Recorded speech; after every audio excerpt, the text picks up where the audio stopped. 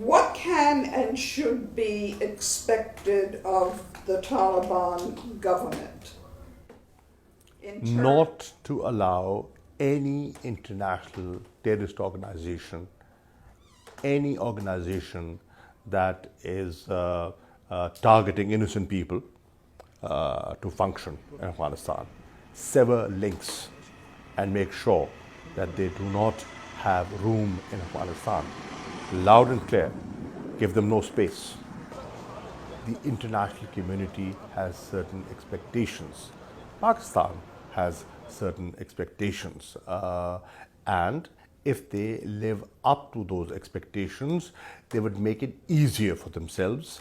They will get acceptability, which is required for recognition. They have to be acceptable, and they can only be acceptable if they conduct themselves in a way which is acceptable to the international community.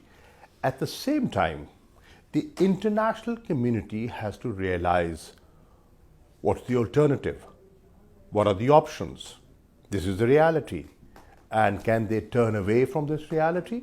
So it has to be a realistic assessment, a pragmatic view on both sides, and that will set the tone for recognition eventually. The international community is saying, let people work, let women work, let schools reopen. But on the other hand, you're not giving them the resources that they have to pay salaries. So how will people come and work? So the best option is unfreeze money that belongs to Afghanistan can be used for Afghans. We are saying exactly what the world is asking for.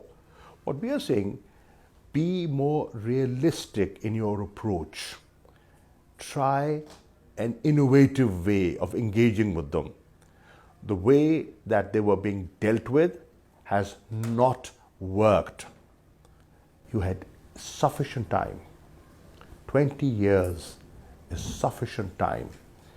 If you could not convince them or eliminate them in 2 decades, how will you do it in the next 2 months or the next 2 years? So there was something that needs to be revisited in the strategy. Re-strategize.